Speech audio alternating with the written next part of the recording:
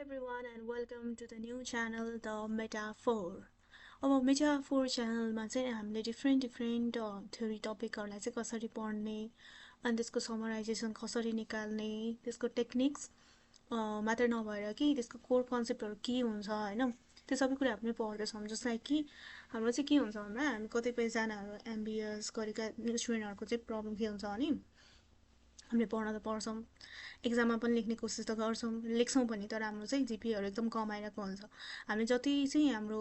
अरू सब्जेक्टको कम्पेरिजनमा चाहिँ थ्योरी सब्जेक्टमा चाहिँ हामीले जतिसुकै पढे पनि हाम्रो मार्क्स किन आएर आउँदैन भन्दाखेरि चाहिँ हाम्रो केही सर्टेन टेक्निक्सहरू हुन्छ जसमा चाहिँ हामीले 4 घन्टामा हामीले होल 6 मन्थ पढेको सबै च्याप्टर्सहरू हामीले कतिवटा च्याप्टर पढ्छौँ होइन एउटा सब्जेक्टमा चाहिँ हामीले 7वटा च्याप्टर 8वटा च्याप्टर 9वटा च्याप्टर हामीले हेरेको हुन्छौँ नि त होइन त्यो कन्टेन्टहरू तर त्यो सबै कन्टेन्टलाई चाहिँ समअप गरेर चाहिँ हामीले त्यो 4 घन्टामा चाहिँ त्यो क्वेसन एनालाइसिस गरेर केस स्टडी गरेर होइन हाम्रो त्यो कसरी राइटिङ गर्छौँ त्यसमा पनि डिपेन्ड हुन्छ त्यही भएर हामीले मेटाफोरमा चाहिँ कोर कन्सेप्ट राइटिङ स्टाइल अनि हाम्रो एनालाइसिसको पार्टहरू कसरी गर्छौँ त केस स्टडी भन्ने कुरा चाहिँ पढ्छौँ र त्यसको लागि सबैभन्दा चाहिने भनेको कोर कन्सेप्ट चाहिँ म यसै गरी नै भिडियोको थ्रुबाट दिन्छु ओके यो चाहिँ नयाँ च्यानल हो द मेटाफोर यसमा हामी चाहिँ यो भिडियोबाट चाहिँ हामी स्ट्राटेजिक म्यानेजमेन्टको इन्ट्रोडक्सन पार्टहरू चाहिँ केही हेर्छौँ आजलाई okay let's begin strategy management भन्नाले के हो र स्ट्राटेजी म्यानेजमेन्ट भन्दा अगाडि चाहिँ म आफ्नो सर्ट इन्ट्रोडक्सन दिन्छु अब तपाईँहरूलाई ऱ्यान्डम कुनै युट्युबमा आएको भिडियो चाहिँ मैले कुन अथेन्टिसिटीबाट चाहिँ हेर्ने कसरी रिलेभेन्ट गर्न सक्छु त भन्दाखेरि चाहिँ मेरो नाम चाहिँ सन्जिता लामा हो मैले भर्खरै एमबिएस पास आउट गरेको शङ्करदेव क्याम्पसबाट मेरो 3.6 जिपिए छ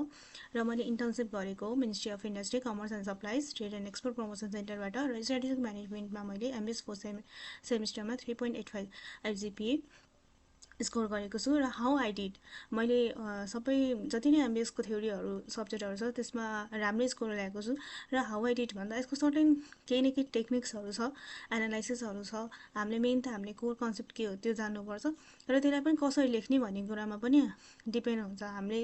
चाहिँ क्वेसन्सले भनेको अनुसार चाहिँ कसरी हाम्रो एन्सर लेख्नुपर्छ त्यसमा पनि हाम्रो स्कोरिङ्समा चाहिँ डिपेन्ड हुन्छ र स्ट्राटेजिक म्यानेजमेन्टमा हामीले पढ्नुपर्ने कुरा भनेको चाहिँ ओभरअली 7वटा च्याप्टरमा चाहिँ डिभाइड गरेको हुन्छ होइन अब स्ट्राटेजी भनेको के हो त्यो त मेन जान्नै पर्यो होइन अब मेन हाम्रो चाहिँ कोर कन्सेप्ट जुन हुन्छ नि स्ट्राटेजी म्यानेजमेन्ट भनेको के हो भन्ने कुरा चाहिँ हामीले 7वटा च्याप्टरमा पढ्छौँ अब 7वटा च्याप्टरमा च्याप्टर 1मा के छ इन्ट्रोडक्सन टु स्ट्राटेजिक म्यानेजमेन्ट अब इन्ट्रोडक्सन टु स्ट्राटेजी म्यानेजमेन्ट अब स्ट्राटेजिक म्यानेजमेन्ट भनेको के हो स्ट्राटेजी भनेको के हो लेभल अफ स्ट्राटेजी होइन अब जस्तै कि कन्सेप्ट अफ स्ट्राटेजिक म्यानेजमेन्ट यसको कम्पोनेन्ट्सहरू यसको अब इम्पोर्टेन्सहरू कसरी चाहिँ हाम्रो स्ट्राटेजी फर्मेसन्सहरू हुन्छ भन्ने कुरा चाहिँ हामीले च्याप्टर 1मा पढ्छौँ च्याप्टर 2मा social responsibility and ethics in strategic management यसमा चाहिँ हाम्रो सिएसआर त्यसको चाहिँ हाम्रो के हो त खासमा चाहिँ कन्सेप्टहरू अनि त्यसको इम्पोर्टेन्सहरू इलिमेन्ट्सहरू के हो भन्ने कुरा हामीले पढ्छौँ अब त्यसभित्र चाहिँ बिजनेस इथिक्सहरू आउँछ इथिकल डिसिजन मेकिङ्सहरू आउँछ त्यसको क्राइटेरियाहरू आउँछ होइन अनि च्याप्टर 3 भनेको एक्सटर्नल इन्भाइरोमेन्ट एनालाइसिस होइन अब यो इन्भाइरोमेन्ट एनालाइसिस एक्सटर्नल इन्भाइरोमेन्ट भन्नाले चाहिँ अब हामीले स्ट्राटेजी बनाइरहँदाखेरि चाहिँ एक्सटर्नल इन्भाइरोमेन्टको फोर्सेसहरूले चाहिँ कसरी इम्प्याक्ट गर्छ भन्ने कुरा नै मेजरमेन्ट गर्नुपर्छ हामीले सर्ट अफ एनालाइसिस गर्दाखेरि चाहिँ यो आइडियाबाट चाहिँ हामीले गयो भने बिजनेसको ग्रोथ गर्न सक्छौँ एक्सपान्सन गर्न सक्छौँ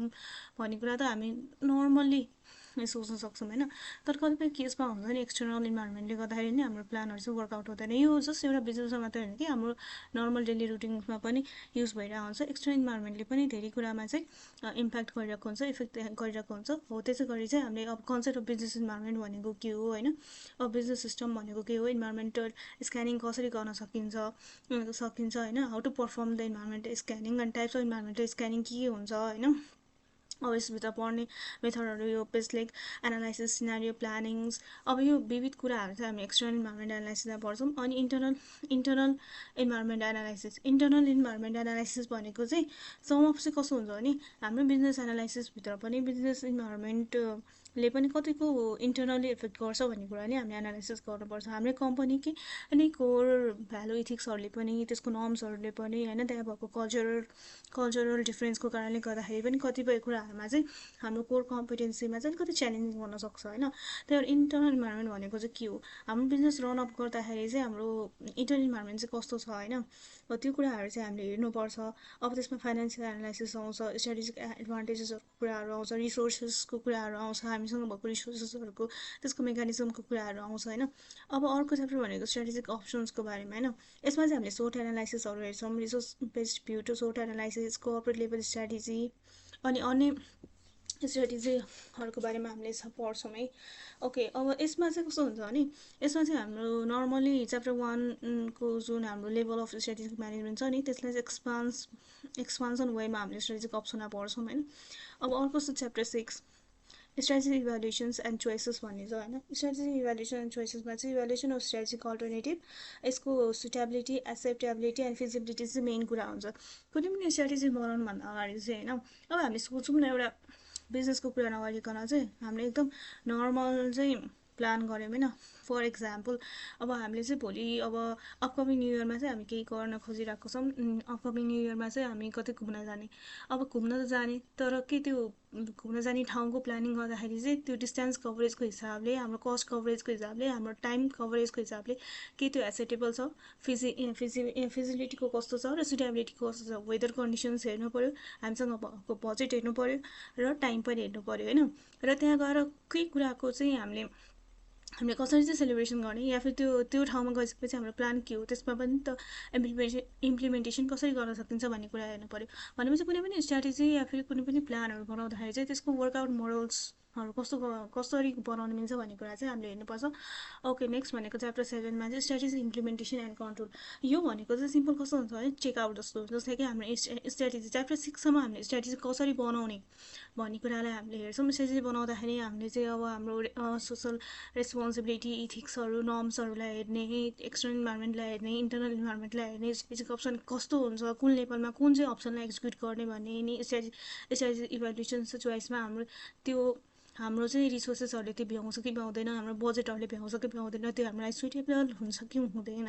होइन। त्यो सबै कुराहरू हामीले च्याप्टर 6सम्म पढ्छौँ भने च्याप्टर 7 भनेको अ लिटल बिट डिफ्रेन्ट। यो भनेको आफ्टर इम्प्लिमेन्टेसन, कुनै पनि स्ट्राटेजी र कुनै पनि प्लानलाई चाहिँ हामीले इम्प्लिमेन्ट गरिसक्यौँ। अब त्यसको इम्प्याक्ट एनालाइसिस गर्ने, जस्तै कि फर इक्जाम्पल मैले 5 घन्टामा एउटा काम सकाउँछु भनेर भने विथ क्वालिटी चाहिँ त्यसको चाहिँ 5 घन्टामा काम सकाउँछु भने, तर मैले चाहिँ त्यसलाई चाहिँ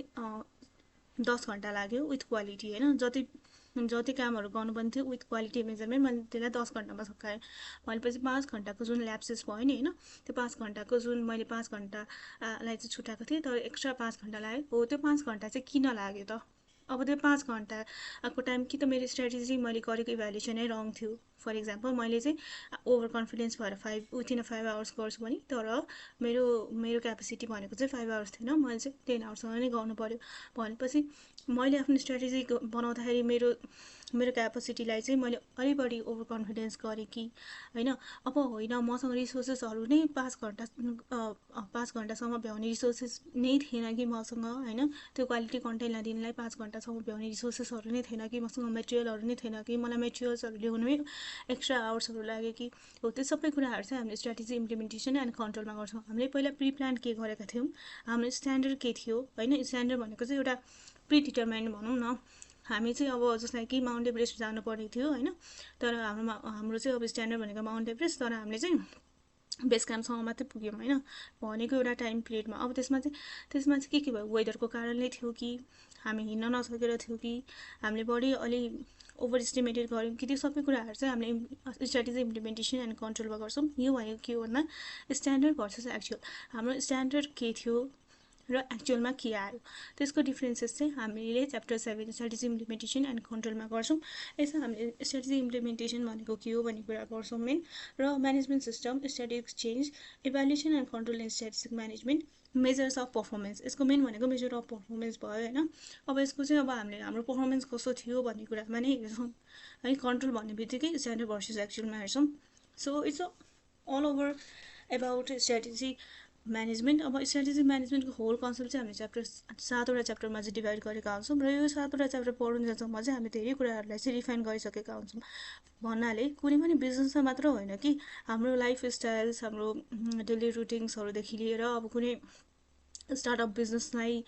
पनि कसरी रन गर्ने भन्ने कुरा चाहिँ हामीले धेरै कुरामा रिफाइन भइसकेका हुन्छौँ यति 7वटा च्याप्टर पढ्नुसम्म। किनभने हामीले चाहिँ कस्तो गरिरहेको हुन्छ भने इन्भाइरोमेन्टल एनालाइसिस नगरिकन होइन, अब हाम्रो चाहिँ अब फर कमिङ जस्ट लाइक हुन्छ नि अब आउने च्यालेन्जेसहरूलाई नहेरिकन चाहिँ हामीले कुनै पनि स्टार्टअप गरिसकेका हुन्छौँ